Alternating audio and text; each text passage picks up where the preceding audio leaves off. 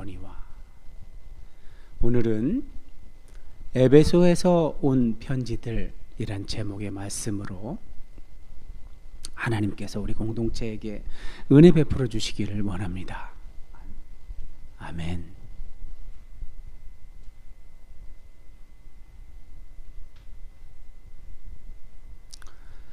네, 준비한 슬라이드 화면이 있어서 제가 이렇게 PIP 화면, 작은 화면이 우측 하단에 보이시죠? 이걸 띄웠습니다. 자, 두 개가 나오니까 좀 어색하죠? 이렇게 제목을 펼쳐놓고 하겠습니다. 자, 제가 칼럼 시간에도 잠깐 여러분에게 안내드렸던 것처럼 이 에베소 사역, 벌써 우리가 이제 3주째잖아요.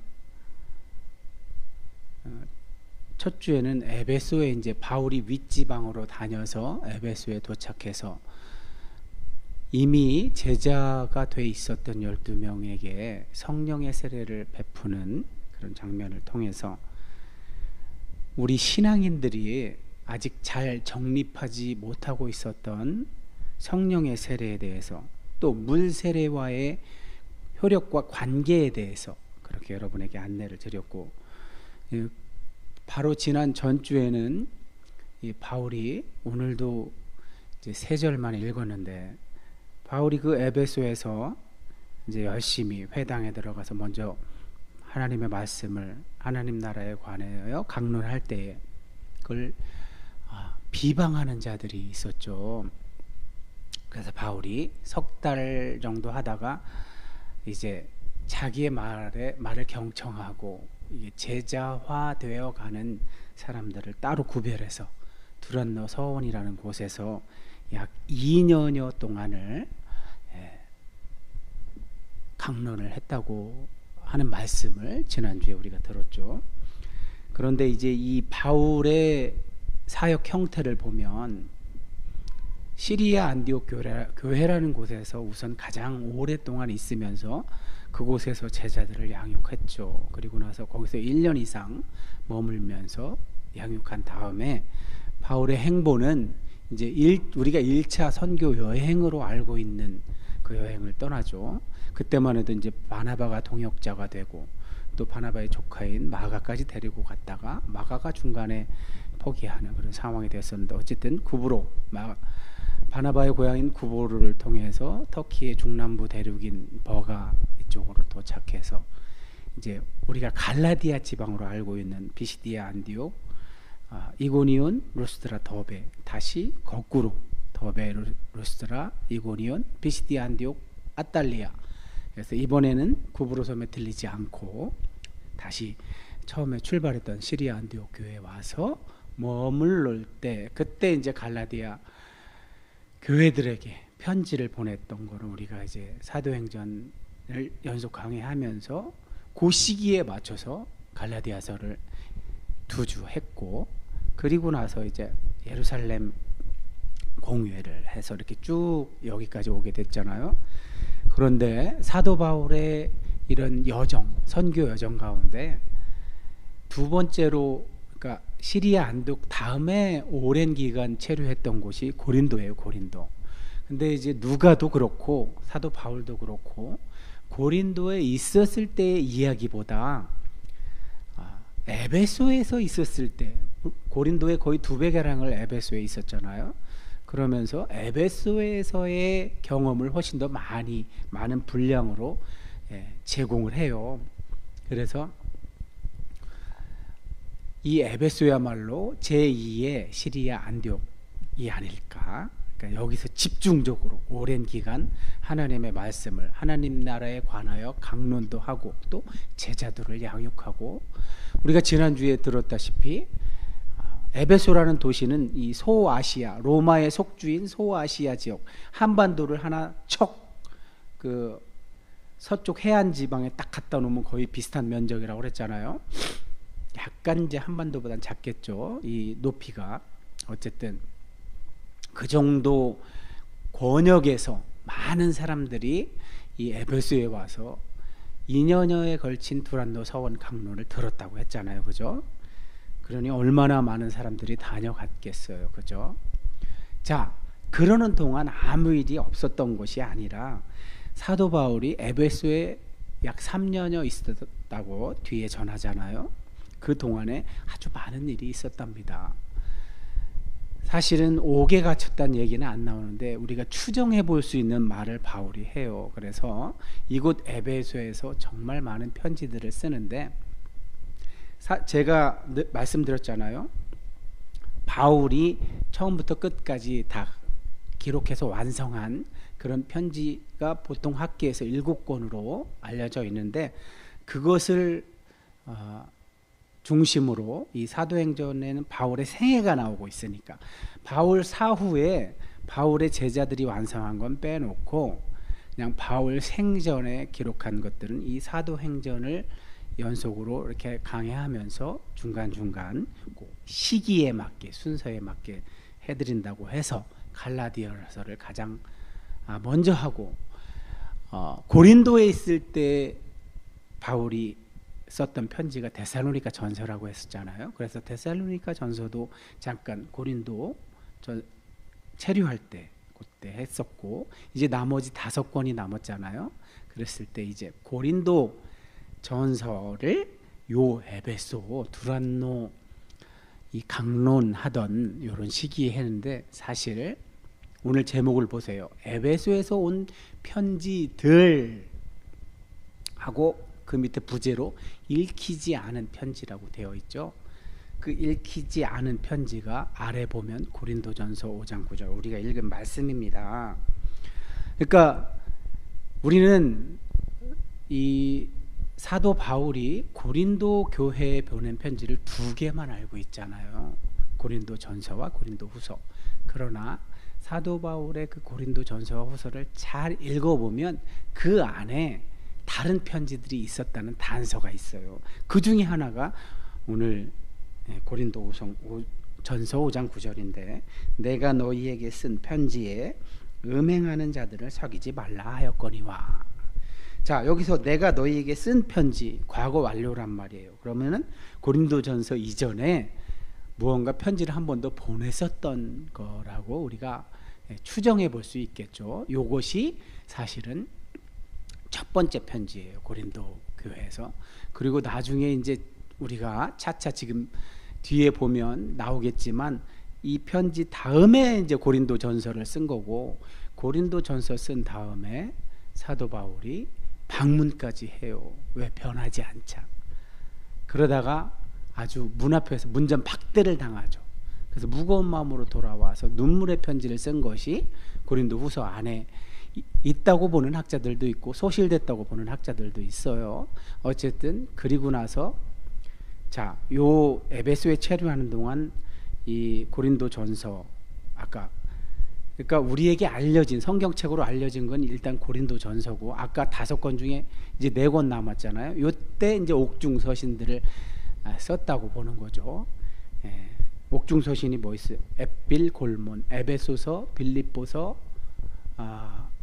골로새서, 빌레몬서 했을 때 사도 바울 생애에 완성된 거는 우리가 빌립보서와 빌레몬서를 할 거예요. 그 다음에 이제 나중에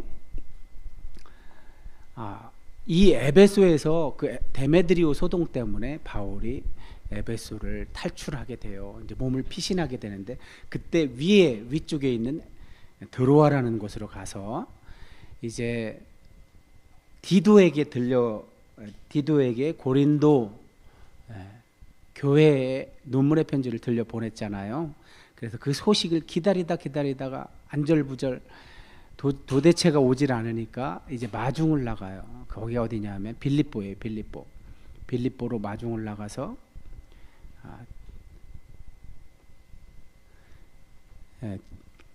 그곳에서 이제 디도를 만나서 디도를 통해서 그들이 회개했다는 소식을 듣고 기뻐서 쓴 편지가 이건 에베소에서 쓴 게 아니죠. 그게 바로 이제 고린도후서. 이렇게 바울의 생애에 기록된 7가지 서신들을 이 사도행전 중간중간에 제가 순서에 맞게 해드리려고 이렇게 배치를 했답니다.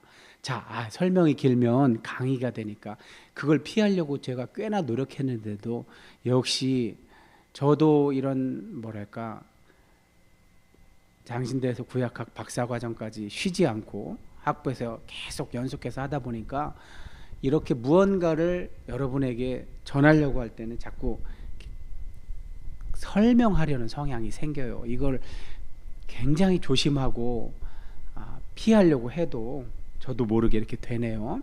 자, 이게 바울과 고린도 교회에 있었던 저 중간에 바다를 좀 파란색으로 했어야 되는데 제가 지금 제미나이를 무료 버전을 사용하다 보니까 이렇게 수정할 때마다 건수가 추가되면 자꾸 유료로 전환하라고 저한테 요구를 해요.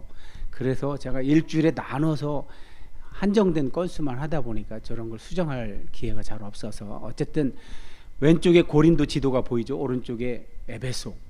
저 두 도시가 바울이 주로 에베소에 오래 있으면서 고린도 교회를 편지로 양육한 그 내용을 아주 긴박하게 이 누가는 저걸 너무나 생략을 많이 했는데 바울이 쓴 편지를 참고해서 이런 일들이 있었구나 하고 여러분이 저거를 오늘 하는 이 내용을 잘 기억하고 있으면 여러분이 사도행전을 읽을 때마다 너무 빨리 진행되니까 좀 아쉬웠던 부분에 충족받을 수 있을 거예요. 자, 지난번에 우리 전전주에 바울이 에베소에서 바울의 동역자 눈이라도 빼어줄 만큼 가까웠던 브리스길라와 아굴라 집사 부부가 바울과 함께 고린도에서 떠나서 에베소에 2차 전도여행을 마칠 무렵에 잠깐 있었다가 바울은 이제 예루살렘에 들렸다가 안부를 묻고 시리아 안디옥에 가서 3차 전도여행을 시작하죠. 그때 아볼로라는 사람이 알렉산드리아 출신 아주 유명한 어떤 오늘날로 말하면 신학자죠. 신학자. 알렉산드리아라는 도시가 학문으로 유명한 곳이었고 세계 최고의 도서관도 있었고 그런데 구약에도 정통했던 그런 말도 참 잘하는 수사학을 잘 구사했던 사람인데 회당에서 그 사람이 설교할 때 브리스길라와 아굴라가 들어보니까 요한의 세례밖에 모르더라는 거예요. 그래서 조용히 자기네 집으로 불러다가 성령의 세례를 알려주고 그래서 성령 충만의 세례를 경험한 아볼로가 바울이 개척했던 고린도 교회에 가서 열심히 사역을 해서 말로써 유대인들을 이겼다고 전할 정도로 열심히 잘했다고 했죠. 그럴 때 바울이 3차 전도여행을 시리아 안독에서 출발해서 자신이 예전에 개척했던 교회들을 두루 다녀다가 다시 에베소에 와서 먼저 3개월 동안 회당에서 열심히 하나님 나라에 관한 강론을 했는데 바울을 대적해서 비방하는 사람들이 있어가지고 거기서는 긍정적으로 이 부정적인 사람들 때문에 자기의 강론이 긍정적이 되기는 힘들 것 같으니까 자기한테 순종하는 잘 경청하는 제자들만 따로 데리고 나와서 두란노에서 2년 동안 사역했던 그 내용을 우리가 지난주에 은혜를 받았어요. 저 지도 우측에 에페소스라고 된 빨간색 화살표 그곳입니다. 그런데 그 사역 초기에 이런 먼저 하나의 사건이 있었는데 바울이 에베소에서 열심히 사역하고 있는데 자기가 개척했던 고린도 교회에서 이상한 말이 들려오는 거예요. 교회가 자꾸 도덕적으로 타락을 해가지고 막 음행하는 바람 피우는 사람들과 막 사귀고 심지어는 계모 자기 계모와 잠자리를 같이 하는 사람까지 생겼다는 거예요. 저건 아무래도 유력한 저 당시에 굉장히 지위가 높고 부자인 사람이나 할 수 있는 행위인데 그거를 하지 말라고 사도 바울이 편지를 하나 보냈는데 그게 고린도전서보다 앞에 보냈던 편지, 아까 우리가 고린도전서 5장 9절에서 읽었던 그 편지였던 거예요.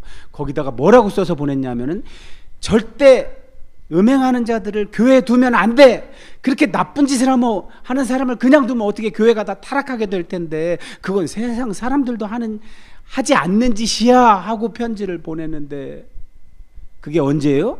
주후 52년에서 54년 초 정도에 에베소에서 고린도로 그렇게 편지를 보냈는데, 저 때는 전달을 누가 했는지는 몰라요. 누가 했는지 전달을 했는지는 확실히 모르지만 편지를 보냈어요. 그 성경의 근거가 고린도서 5장 9절이라고 그랬어요. 그랬는데 음행하는 자들과 사귀지 말라고 전했건만 거기 있었던 고린도 교회 사람들이 순종하지 않고, 음행하는 사람들을 교회에서 쫓아내지 않고 이렇게 해석을 했대요. 바울이 세상 모든 음행하는 자들과 관계를 하지 말라는 거냐? 그럼 우리가 세상에 살지 말고 저 우주 바깥으로 나가라는 얘기냐? 이런 식으로 해석을 한 거예요. 말도 안 되게 해석을 한 거죠. 그러니까 편지를 읽었지만 순종하지는 않은 거예요, 지금.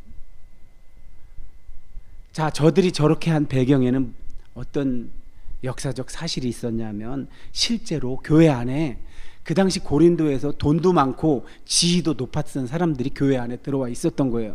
그래갖고 돈도 많고 지위도 높으니까 나쁜 짓도 했던 거예요. 한마디로 얘기해서 계모랑 동침을 했다는 건 아마도 저거는 이제 학자들은 두 가지로 추정을 해볼 수 있다고 그래요. 아까 아버지가 죽었든지 아니면 살았는데, 만약에 그랬다면 아버지의 권위를 뺏으려고 저렇게 할 수도 있다는 거예요. 근데 굉장히 악한 일이죠. 굉장히 악한 일이라서 절대 안 된다고 끊으라고 했건만 순종하지 않았다는 거예요. 자, 그래서 바울이 열심히 지금 두란노 서원에서 하나님 나라에 가서 강론할 때잖아요. 그런데 순종하지 않으니까 어떻게 해요? 다시 쓴 편지가 바로 이 아시아에 사는 유대인이나 헬라인이 다 주의 말씀을 들었다고 저렇게 좋은 일만 있는지 알았더니, 에베소에서 그게 아니고 고린도 교회, 자기가 개척한 왼쪽에 있는 그리스의 고린도라는 곳에서는 자꾸 나쁜 일이 멈추지 않고 일어나고 있는 거예요. 그래서 편지를 쓴 게 고린도 전서인데, 자, 나쁜 일이 더 있었대요. 두 가지 경로를 통해서 오는데, 하나는 글로의 집 사람들이 아무래도 무역하는 상인 같아요. 무역하는 상인. 그래서 글로에라는 사람이 사장이라고 한다면, 그 집 글로에라는 사장의 직원이나 혹은 노예들이 에베소에도 자기네 상점이 있으니까, 지점이 있으니까 와갖고, 지금 우리 고린도 교회에 아볼로파, 베드로파, 바울파, 그리스도파 이렇게 분쟁이 발생했어요. 파벌이 생겼어요. 이렇게 전해줬고, 또 스데바나 부드나도 아가이고라는 고린도 교회 대표들이 와갖고, 선생님, 여기 지금 분파만 문제가 아니라 지금 음행도 너무나 많이 하고 있고, 또 교회 안에 소송이 걸렸어요. 소송이 걸렸는데 스스로 우리가 교회 안에서 해결할 수가 없어서 로마 법정에 지금 들어가 있어요. 지금 우리 한국교회처럼. 한국교회 곳곳마다 얼마나 갈등과 분쟁이 심한지 그걸 스스로 해결하지 못해서 온 교단들이 다 지금 법정에 소송을 걸어놓고 있는 상태라고 합니다. 너무나 닮았죠, 2000년 전 고린도 교회랑. 이렇게 두 가지 소식이 바울한테 전해지니까 어쩔 수 없이 바울이, 아니 복음을 받아들인 교회가 왜 아직도 세상처럼 살고 있는 거야 하고, 바울이 도저히 견딜 수가 없어서 편지를 다시 써요. 그래갖고 이번에는 누구를? 가장 사랑하는 영적 아들인 디모데 편에 디모데를 선발대로 보내요. 그래서 바울이 고린도 전서에 분파 문제, 음행 문제, 또 먹는 음식 문제, 법정 소송 문제, 또 예배 드릴 때 왜 부자들은 먼저 와서 벌써 술 먹고 음식 먹고 다 취해 있고, 가난한 사람들은 일 끝나고 와서 뭐 좀 먹어보려고 했더니 부자가 다 먹고 없고, 이런 형태로 애찬을 하는 법이 어디 있느냐? 그건 사랑하는 게 아니다. 사랑한다면 그렇게 할 수 없다 하고, 교회 예배 예전에 대한 부분을 고린도전서에 써서 보내요. 마지막으로 부활의 진실, 부활의 본질, 그런 걸 써서 보낸 게 디모데전서예요. 근데 자, 성환이, 주연이 이걸 보냈는데 어떻게 했을까? 교회가, 고린도 교회가. 자, 디모데가 소식을 갖고 돌아왔는데 그렇게 강력하게 써서 보냈는데도 불구하고 사태가 진정되기는커녕 그 고린도 교회에 있었던 거짓 교사들이 막 자기가 개척한 교회 교인들을 거짓으로 선동하고 막 그랬다는 거예요. 그러면서 어떻게 했대?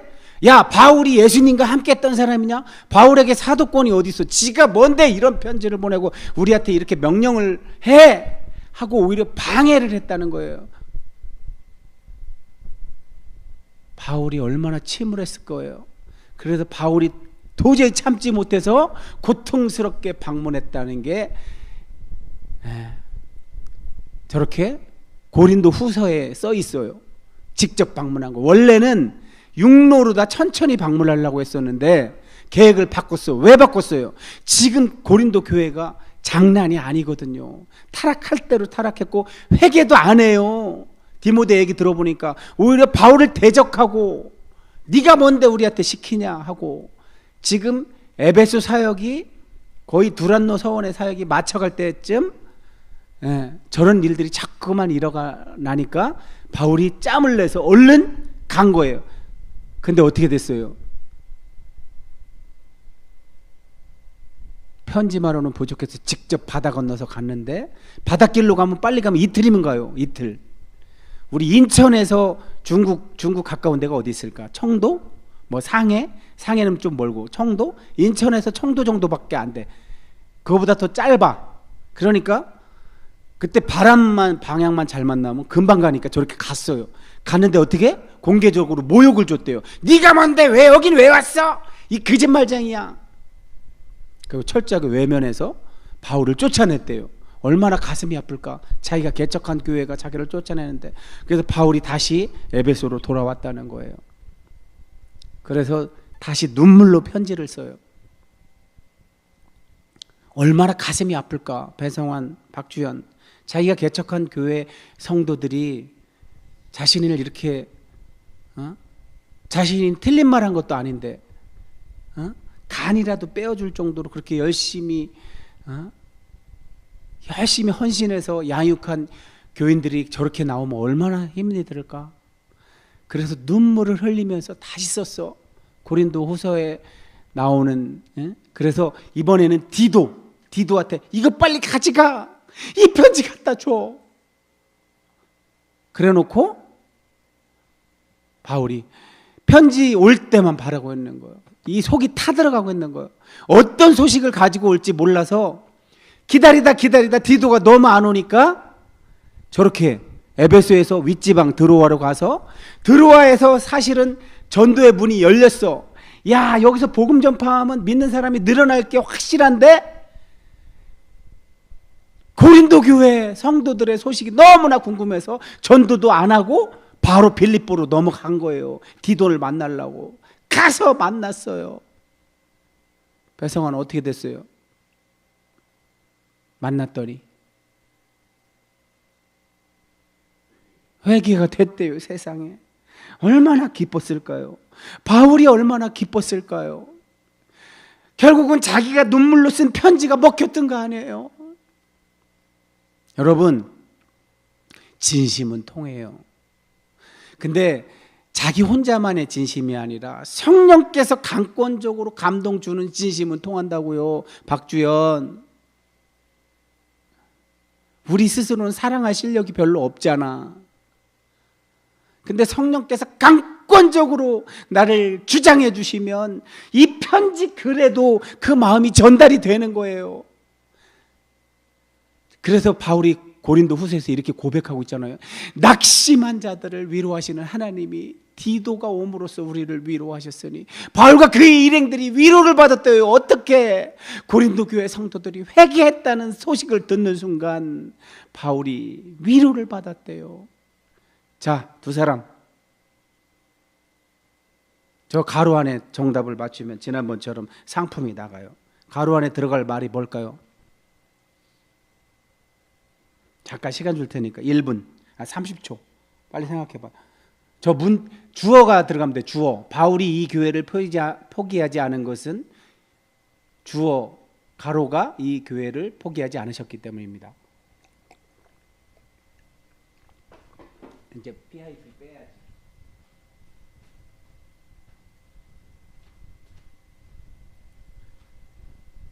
시간 다 됐습니다.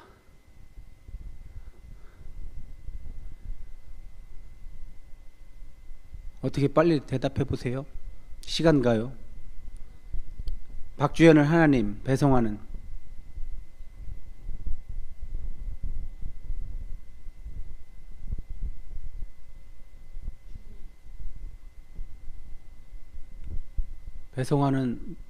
생각이 안 나요? 자, 시간이 없기 때문에 자, 박주연 맞췄습니다. 바울이 이 교회를 포기하지 않은 것은 하나님이 교회를 포기하지 않으셨기 때문입니다. 주님이라고 해도 맞고 예수님이라고 해도 맞아요. 왜? 삼위일체 하나님이시니까. 자, 밑에 배성환 밑에 그 고린도전서 1장 4절 말씀 읽어봐요. 그리스도 예수 안에서. 그리스도 예수 안에서 너에게 주신 하나님의 은혜로 말미암아 내가 너희를 위하여 항상 하나님께 감사하노니. 아멘. 그래요. 바울은 저 고백 속에 다 들어있는 거예요. 그러니까 그리스도 예수 안에서, 신약 성경은 이 안에 모든 정답이 다 들어있어요. 예수 안에서에. 예수 안에서. 예수 안에서라는 말을 엄청나게 많이 해요. 엔 크리스토스. 헬라어 그때 기록됐던 말로 하면, 그리스어로 하면 엔 크리스토스. 영어로 하면 in Christ, in Jesus Christ. 그러니까 그리스도 예수 안에서가 만병통치약이요. 아까 그랬죠, 제가. 주연이 자체는 실력이 없어. 어떤 실력? 타인을 아파할, 타자를 긍휼히 여길 실력이 없어. 사랑할 실력이 없어. 그런데 예수께서 내가 거듭남으로 인해서 예수의 영이 내 안에 들어오셔서 그분의 믿음을 나한테 주셔서, 이렇게 정가의 누구지? 종교개혁자 마르틴 루터에 의하면 전가라고 그래요. 전가. 속성의 교류. 그래서 그리스도의 영이 내 안에 들어와서 예수님의 믿음도 나한테 선물하시고, 또 예수님이 가지셨던 그 성품들, 누군가를 사랑할 수 있는 그 성품들로 나를 물들여 주셨기 때문에 내가 타인과 타자를 사랑할 수 있게 된 거지. 그 고백인 거예요. 바울이 고린도 교회를 포기할 수 없었던 것은 그 먼 거리를, 300에서 400km 되는 먼 거리를 육로로 가면 너무 오래 걸려서 배 타고 얼른 빨리 갔다 문전박대를 당했어도 포기하지 않고 눈물로 편지를 자꾸 썼던 이런 행위들은 모두가 뭐라고요? 자기 안에 계신 그 예수님의 영이, 예수님의 성품이 바울을 물들여 주셔서 바울이 그렇게 할 수 있었다는 거죠. 바울 자신이 가진 자신의 성품과 인격으로 할 수 있는 일이 아니었다는 거예요. 그래서 저 고백을 하는 거예요. 그리스도 예수 안에서 너에게 주신 하나님의 은혜로 말미암아 내가 너희를 위하여 항상 하나님께 감사한다. 자기한테 그렇게 하신 하나님이 너희들에게도 그렇게 함께 하셨기 때문에 너희가 회개할 수 있었던 거고 다시 하나님께로 돌아올 수 있었다고 이야기하는 거예요. 자, 이렇게 바울이 먼저 쓴 편지서부터 고린도 전서, 그리고 눈물의 편지, 바울의 방문, 이런 것들을 여러분한테 먼저 소개하고 이제 그 다음에 우리가 다음 주에는 고린도 전서로 나아갈 텐데, 자, 여러분 오늘 화면 괜찮네요, 그죠?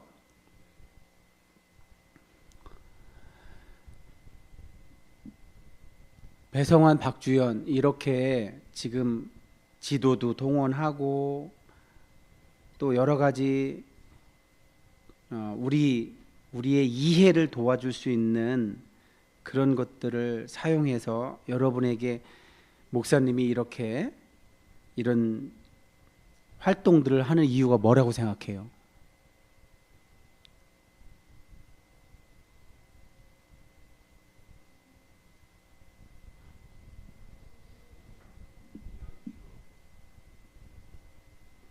그러니까 여러분이 자 오늘 제가 오면서 어제 우연히 이제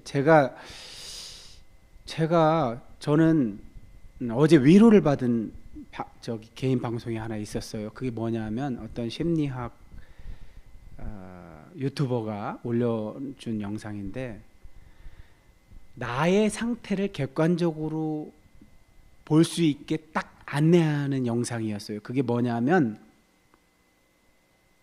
우리는 흔히 그러잖아요. 사회생활 잘 하려면 어떻게 하라고 그래요, 배성환? 사회생활 잘하고 싶으면 아부도 해야 되고 또 이거 리액션도 잘해야 되고, 그지? 또 우리가 자주 쓰는 것도 하나 있지. 빈말도 해야 되죠. 빈말. 사실이 아닌 거를 사실인 것처럼 하잖아요. 그죠? 그게 사회생활 잘하는 거라고 통용되고 있잖아요. 그죠? 근데 사실 그게 잘 안 되는 사람이 있어요. 소수가. 배성환, 박주연 잘 돼요? 박주연은 아빠 닮아서 그래요. 제가 그걸 잘 못해요. 근데 어제 그 유튜버가 그런 거를 전문가의 관점으로 잘 이렇게 설명해 주더라고요. 나 같은 성향의 사람들은 잘 못한대요. 그런데 그거를 하나의 용어로 표현해 주는데 그걸 뭐냐 그러면 인지적 진실성이래요. 인지적 진실성. 사람들은 인지적 부조화가 올 때 그거를 무의식으로 밀어 넣어요. 이걸 방어기제라고 하잖아요. 방어기제. 그러니까 배성환, 우리가 자꾸 아부하고 빈말하고 이렇게 하는 게 사실은 방어기제예요. 방어기제. 내 속에서는 그것과 달라 사실은. 왜? 그건 팩트가 아니잖아. 저 사람의 더 쉽게 얘기해 줄게. 우리 이런 유튜브 영상이나 쇼츠 같은 데다가 아니면 페이스북 같은 데다가 어떤 글이 올라오거나 영상 올라올 때 좋아요 눌러요, 안 눌러요? 좋아요 누르잖아요. 좋아요. 그죠? 그리고 그 좋아요 개수 갖고 흡족해하고 그게 구글에서는 그거를 돈으로 화폐로 환산해서 주잖아요. 그래서 좋아요 받으려고 길을 쓰잖아요. 막 구걸 하잖아요. 구독과 좋아요 눌러달라고 구걸을 하잖아요. 근데 놀랍게도 저는 그게 잘 안 돼요. 내가 동의가 안 되면 좋아요 안 눌러지고 구독도 잘 안 돼요. 근데 다른 사람 다 싫어해도 내가 좋고 내가 동의가 되면 저는 해요. 좀 특이하죠? 이해가 가요, 배성환? 근데 이런 그러니까 방어 기제로 무의식으로 나도 밀어넣으면 되는데 그걸 못 하는 거예요. 이 얘기를 여러분께 드리는 이유는 이 사회, 우리가 사는 세상은 다양해요. 다양성을 가지고 있어요. 그런데 바울이 살았던 그 시대 2000년 전, 그리고 바울이 하나님 나라에 대해서 열심히 강의하고 전했던, 설교하고 했던 그 시대에도 다양성이 있었어요. 근데 놀라운 것은 그 다양성 속에서 세상이 만든 질서가 교회 안에 들어온단 말이에요. 오늘 고린도 교회가 처음에 엇나갔던 이유 중에 하나가 오늘날 우리가 하는 것과 똑같은 게 있어요. 그게 뭔지 알아요? 교회 안에 유력한 자들이에요. 교회 안에서 힘을 가진 자들. 이런 교회 안에 힘을 가진 자들이 자신의 생각을 양보하지 않고 우겨버리잖아요. 그러면 교회가 따라갈 수밖에 없는, 그래서 오늘날 이렇게 교회가 2000년 전 고린도 교회처럼 약간 신뢰를 잃고 타락하게 되는 것도 왜 그런 거예요? 교회 안에 실질적인 힘을 가진 사람들이 나쁜 방향으로 가도 뭐라 소리 못하는 거예요. 아까 그랬잖아요. 음행이 있었다고. 음행한 사람이 누구로 추정되냐면 그때 고린도 교회의 지위도 높고 돈도 많았던 유력한 사람이었을 가능성이 높다는 거예요. 그래서 교회가 함부로 그 사람을 쫓아낼 수가 없었을 거라는 거예요. 왜냐? 그 사람이 그 당시 교회에 돈도 많이 내고 이렇게 저렇게 생색날 만한 일을 분명히 했을 거라는 거죠. 그래서 그렇게 나쁜 짓을 해도 교회가 쫓아낼 수 없었다는 거죠. 배성환, 오늘날 뭐 예를 들어서 돈을 많이 내는 헌금을 많이 하는 장로가 담임 목사를 막 이렇게 협박하고 하면서, 이건 실제에 있었던 일인데, 큰 기업을 운영하는 사람이 그런 세제 혜택을 받기 위해서 뭘 이렇게 기부금 영수증을 끊는 게 있었다고 해요. 그랬을 때 좀 사실이 아닌 영수증을 끊어달라고 했을 때 담임 목사가 거절을 하면 어떻게든 그 목사를 쫓아내는 쪽으로 움직인대요. 근데 만약에 허락을 하잖아요, 해주잖아요, 그럼 그때부터 그 담임 목사는 그분한테 이렇게 약점을 잡힌 게 된대요. 꼼짝 못한대요. 왜? 불의를 저질렀기 때문에. 이것처럼 2000년대 전에도 그런 유력한 자들이 교회를 힘들게 했고, 지금도 마찬가지예요. 유력한 자들이 교회를 힘들게 해요. 그랬을 때 아까 목사님이 고백한 것처럼 교회 안에 누가 있어야 돼요? 아니, 하나님이 계신 건 당연한데 불의에 맞서서 저항해야 할 사람이 있어야 돼요, 없어야 돼요? 당연히 존재해야겠죠. 그거는 근데 웬만한 용기를 갖지 않으면 쉽지 않은 거예요. 왜? 늘 배제당하고 소외될 확률이 높고, 아까 바울처럼 문전박대 당할 수도 있어요. 자기가 개척한 교회, 자기가 목숨 걸고 사역한 교회 성도들이 자기를 문전박대해요. 쫓아내요. 우습게 여겨요. 욕을 해요. 비방해요. 대적해요. 그걸 감수해야 되는 일이란 말이에요.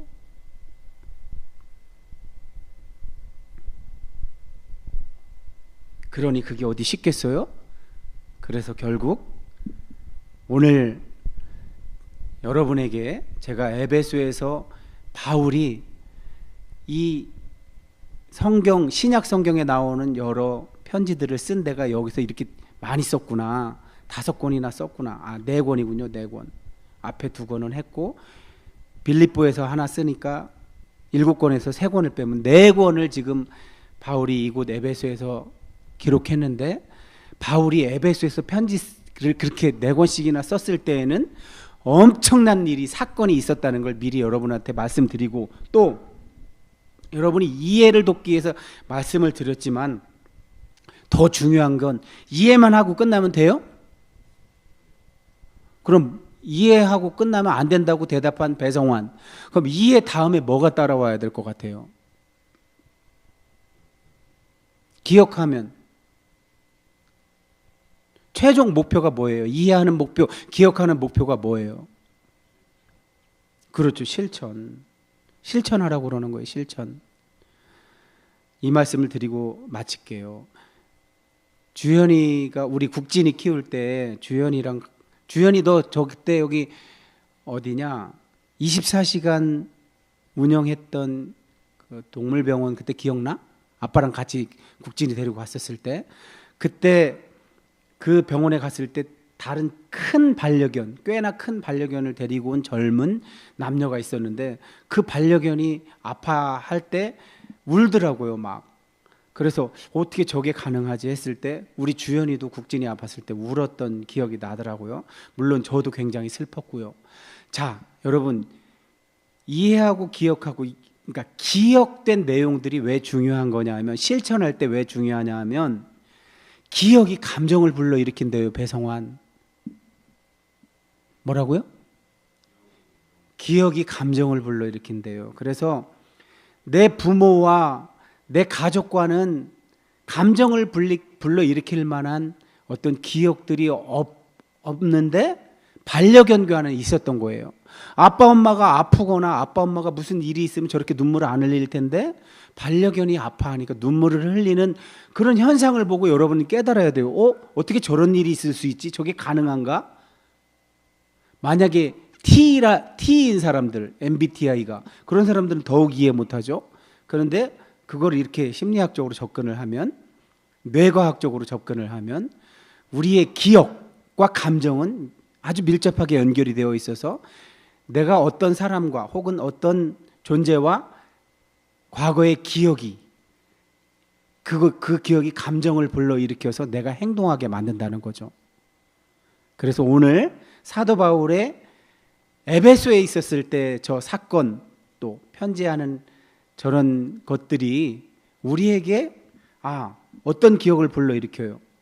아, 나도 누군가를 애타게 그리워할 때, 사랑할 때 그를 위해서 안절부절 못하고 별의별 방법을 다 써서 그를 설득시켜 보려고도 하고 그를 바꿔보려고 했던 기억들이 있잖아요. 그랬을 때 아, 그것이 내 안에 그를 향한 사랑의 감정이었구나. 그런데 그것이 우리가 성경에서 배운 내 가까운 사람들을 향한 감정이었다면 그건 그냥 평범한 감정이 아니라 내 안에 들어와 계신 예수님 때문이었구나. 내가 점점 더 예수님의 성품으로 예수님을 닮아가는구나. 그래서 나도 모르게 이런 감정들이 생기고 이런 행동들을 하게 되는 거구나.